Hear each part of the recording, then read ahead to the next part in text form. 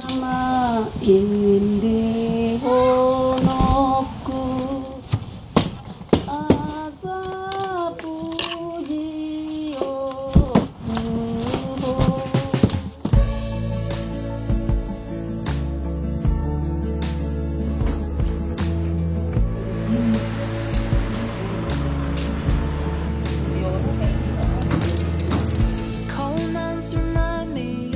Jadi kelekatan daripada masyarakat Batak Toba itu terhadap ulos itu adalah suatu jenjang yang dikatakanlah dari mulai kita lahir sampai kita meninggal, orang Batak meninggal, itu tetap diberikan ulos. Jadi itu sudah melekat di dalam kehidupan masyarakat Batak Toba.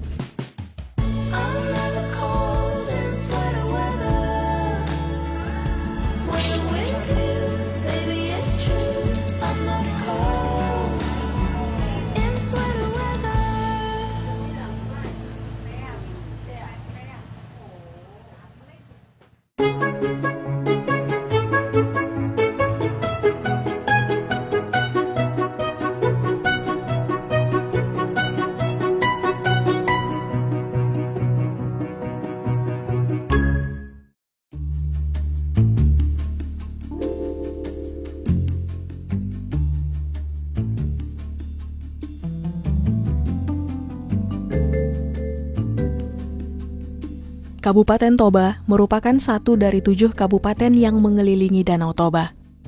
Sebelum pemekaran pada tahun 2003, wilayah ini masih merupakan kesatuan Kabupaten Toba Samosir yang meliputi wilayah daratan Sumatera dan Pulau Samosir. Mayoritas penduduk kabupaten ini adalah etnis Batak Toba yang masih memegang teguh adat istiadatnya. Selain sebagai daerah tujuan wisata, Kabupaten Toba juga dikenal sebagai daerah penghasil padi, kopi, dan juga ulos tradisional. Seperti di Kecamatan Uluan Toba, desa-desa yang terdapat di daerah ini merupakan sentra perajin berbagai macam ulos, seperti di Desa Sigaul Timur dan Siregar Aek Nalas, Kecamatan Uluan Toba. Oput Tamagoan Boru Manurung, perempuan Batak berusia 65 tahun ini, bergantung hidup pada tenun ulos tradisional sejak ia masih di sekolah dasar, menikah, hingga kini saat ia telah memiliki cucu. Horas. Nama saya Oput Tamagoan dari Sigaul Timur, Kecamatan Uluan. Saya kerja tenun sehari-hari terus. Mulai jam 8 pagi sampai sore. Nggak ada lagi. Cuma itu aja kerja kami, kerja saya. Kalau suami saya nggak ada kerjanya. Anak saya 4, 2 laki-laki, 2 perempuan. 1 di desa ini, 3 di Jawa. Kerja anakku itu apa? Capek-capek lah. Merantau ya? Iya, merantau. Kalau aku kelas 6. Udah tahu aku. Iya. Aku sendirilah. Saya tengok orang kerja. Saya tiru aja lah. Itulah dia. Sulit lah. Kalau masuk terus diperhatikan, murah. Kalau enggak diperhatikan, enggak payah. Itulah. Waktu kecil, kan kalau kelas 6, kan kecil dia. Itulah cuci piring, cuci habis. Itulah saya tengok orang kerja tenun. Itulah saya tirulah. Orang tua tenun juga? Itu orang tua pun belum tahu. Cuma aku aja lah yang niru sama orang.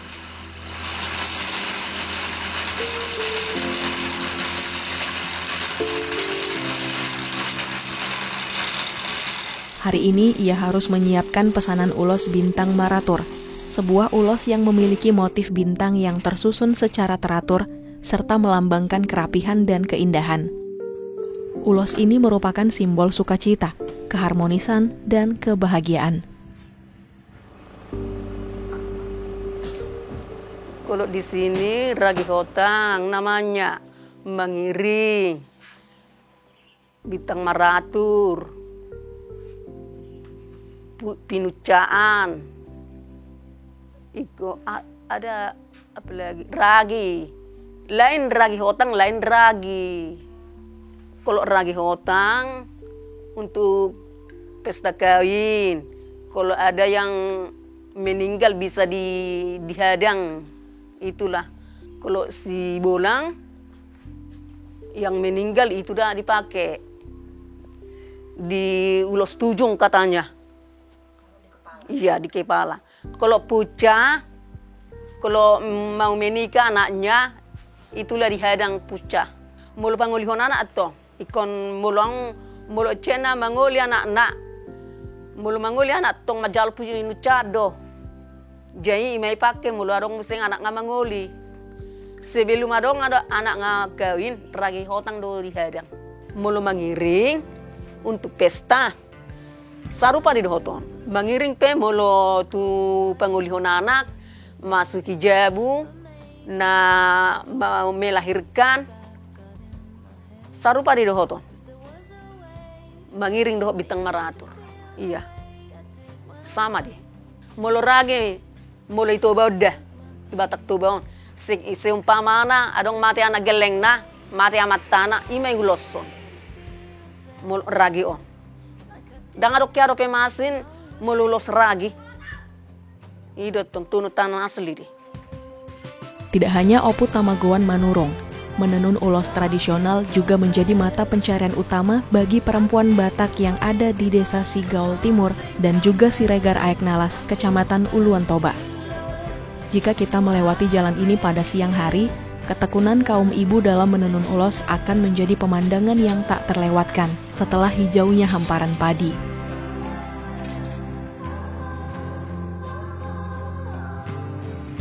Dari kan ada di sana jembatan, itulah dari situ sampai ke ujung ke Siregar. Ujung itu desa apa namanya? Siregar Aek Nalas, itulah yang terakhir. Ragi sekarang 500. Manulak tata dope molo pamana siap olo do marana ualu 100. Imargani. Alai molo pucah tonu tangan marsa juta.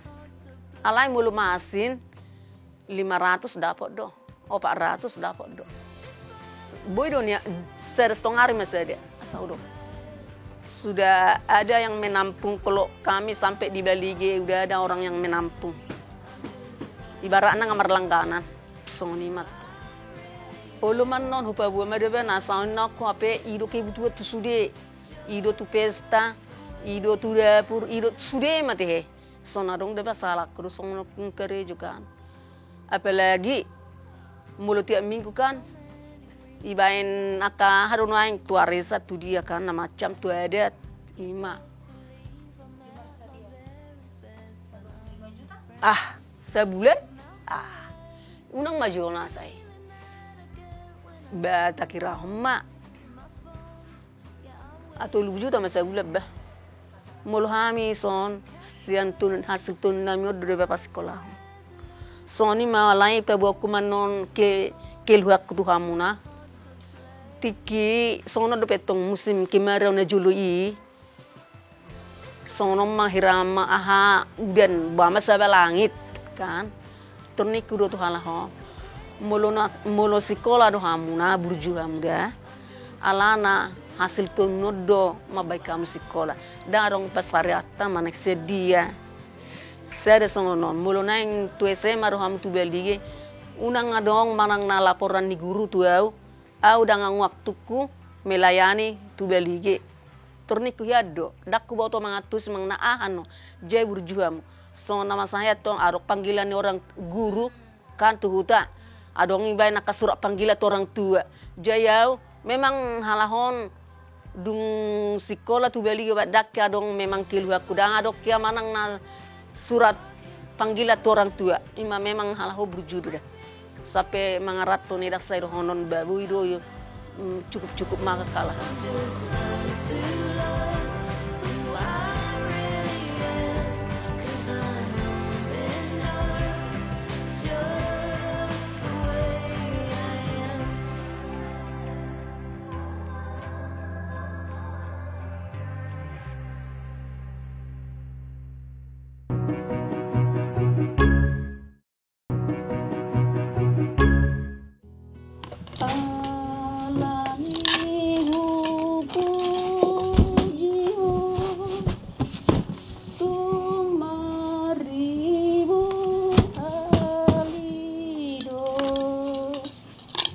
Bagi masyarakat Batak Toba, ulos bukan sekedar kain atau wasra biasa.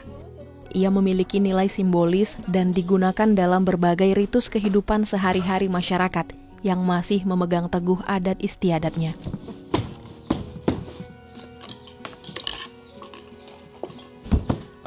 Makna ulos itu harus kita lihat dulu apa arti daripada ulos itu.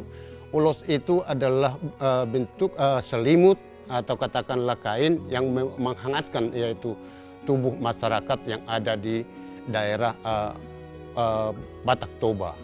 Kenapa begitu? Karena masyarakat Batak Toba itu pada umumnya tinggal di daerah pegunungan dan juga di daerah pinggiran Danau Toba.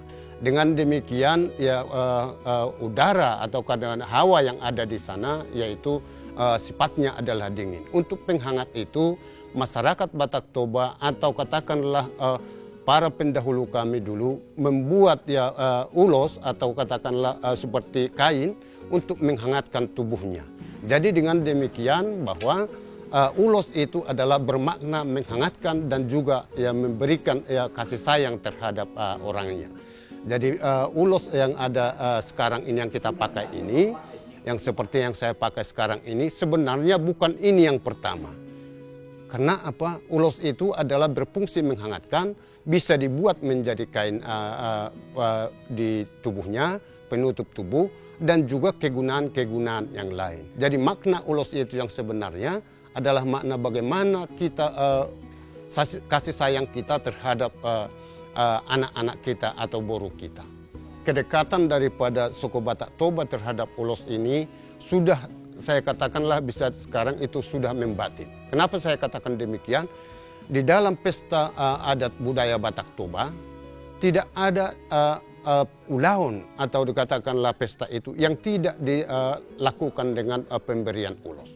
Kalau itu misalnya suatu pesta atau kan upacara dilakukan tetapi tidak melakukan memberikan ulos, itu ibaratnya sayur tanpa garam. Karena apa? Ulos itulah yang memberikan bagaimana masyarakat itu dihargai di dalam acara-acara tersebut. Jadi bentuk seperti itu sudah membatin di dalam masyarakat Batak Toba itu bagaimana mereka itu melakukan pesta itu harus juga dia memberikan ulos. Kalau saya misalnya diundang oleh pihak boru saya, pihak boru Sibarani, untuk datang dia dalam acara katakanlah di dalam memasuki rumah, mengawinkan anak, kalau saya tidak memberikan ulos, saya merasa tidak seperti pesta. Jadi ada misalnya ada acara yang tidak dia memberikan ulos, saya tidak merasa ya seperti melakukan adat. Jadi kelekatan daripada masyarakat Batak Toba itu terhadap ulos itu adalah suatu jenjang yang dikatakanlah dari mulai kita lahir sampai kita meninggal, orang Batak meninggal, itu tetap diberikan ulos. Jadi itu sudah melekat di dalam kehidupan masyarakat Batak Toba. Ulos Batak Toba itu ada warna yang ada di sana ada 3. Seperti Dalihan Natolu itu, dan angka 3 ini ya di dalam masyarakat Batak Toba itu sangatlah ya sakral. Warna yang pertama yaitu warna merah. Warna merah itu seperti yang saya pakai ini, dia yang disebut dengan bisa ragi hotang dan lebih trennya sekarang disebut dengan sirara.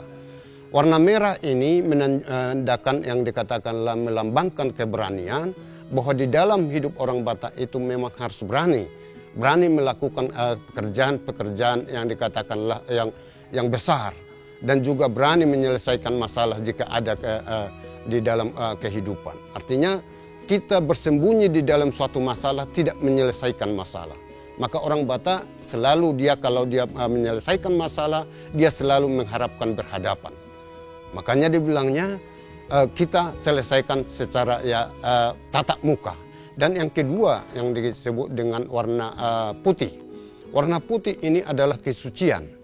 Kesucian atau kejujuran yang ada di dalam masyarakat Batak Toba itu sendiri. Karena apa? Di dalam hidup agama yang dikatakanlah agama budaya Batak Toba yang pertama, itu yang disebut dengan permalim sekarang ini, Mereka itu adalah manusia-manusia yang jujur, yang suci, yang maknanya adalah malim. Yang ketiga ada warna yang disebut dengan warna hitam. Warna hitam ini adalah melambangkan dunia ini yang penuh dengan pengaruh-pengaruh kegelapan, pengaruh-pengaruh yang jahat, yang membuat kehidupan manusia menjadi manusia yang dikatakanlah yang kurang bagus tindak tuturnya atau kata-katanya atau perbuatannya di dalam dunia ini. Ini elemen menciptakan bahwa di dalam suku Batak itu kita harus melawan hal-hal yang tidak baik.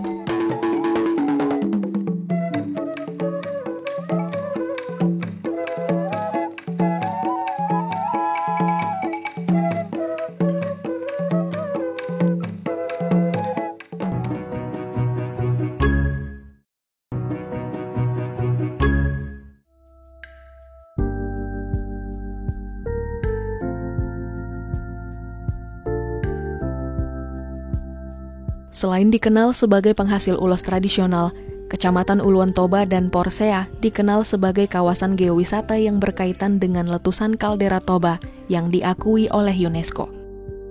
Pantai ini dikenal dengan hamparan pasir putih halus yang luas. Bentuk alam Danau Toba dengan hamparan pasir putih yang seperti ini hanya ada di wilayah desa Parparean, Porsea. Selain itu, pantai ini juga memiliki mata air purba yang disebut warga lokal sebagai taor, yang berarti sumber kehidupan atau air kehidupan. Mata air ini memiliki kedalaman sekira 480 meter ke dalam bumi, menurut Balai Wilayah Sungai Sumatera Utara.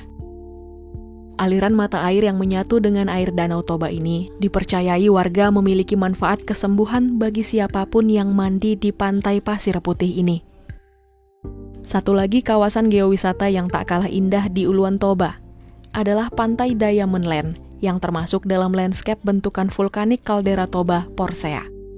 Sayangnya geowisata yang diresmikan pada tahun 2022 oleh pemerintah daerah ini kini tak lagi ramai pengunjung dan terbengkalai. Saya akan ulas dulu bagaimana ini ibu-ibu yang menjadi penenun ini. Saya bangga dengan mereka, saya senang dengan kegiatan-kegiatan yang dilakukannya. Karena apa? Di samping dia mencari ekonomi yang lebih bagus dari penghasilan dari situ, dia juga melestarikan budaya.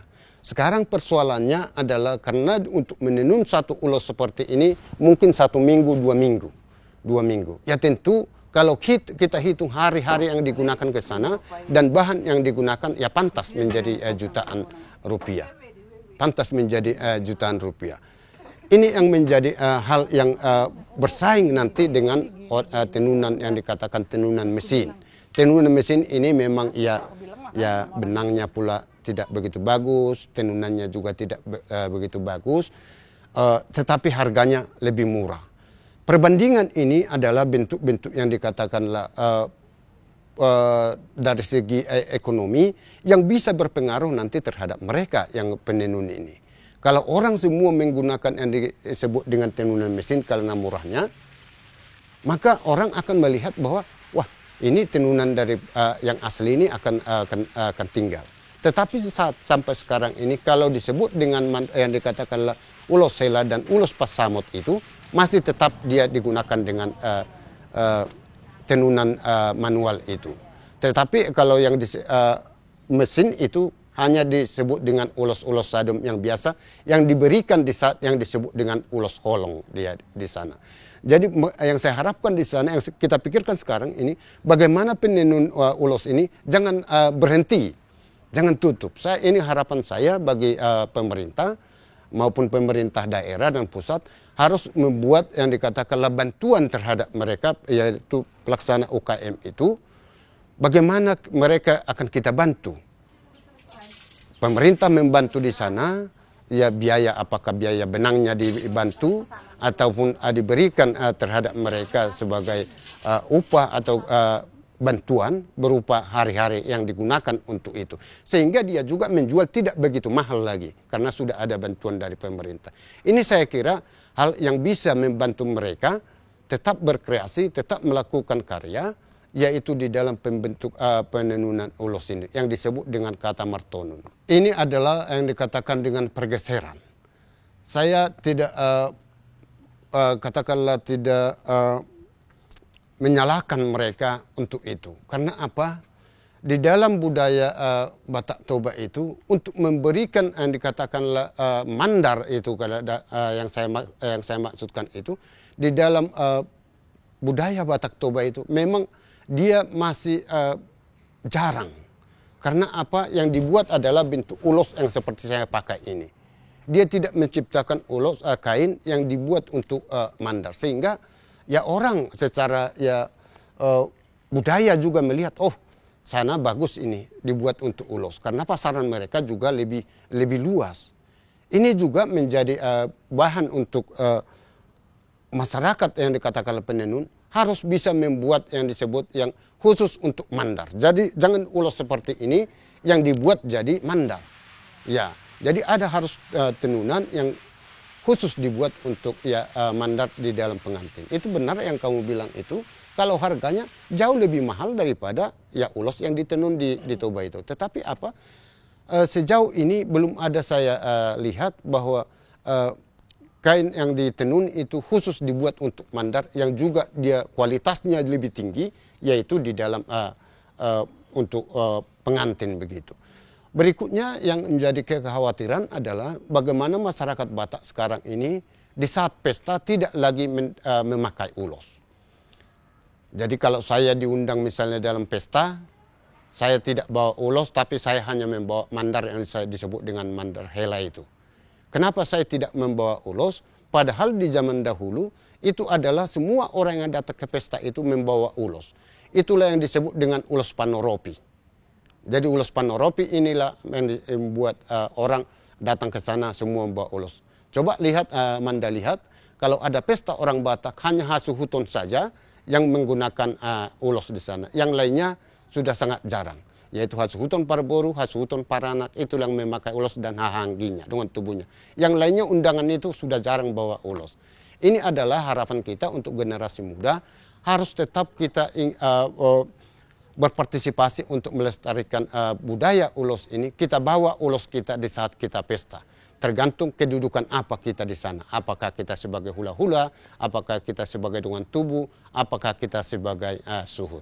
Jadi harapan saya generasi muda juga harus lebih kreatif dan juga memperhatikan budayanya dengan yang disebut kita katakan sekarang ini yaitu ulos itu. Seguro tu sehat tu dulu bah.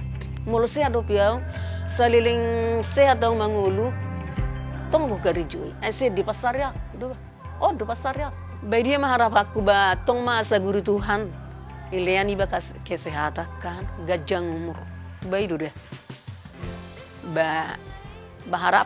harapan ni ba tu geleng iba man yan bahagia geleng iba su unak songon iba on hacit itu deh banggu iba ngamatua iba kan ngamarumurono pelima au dia biaro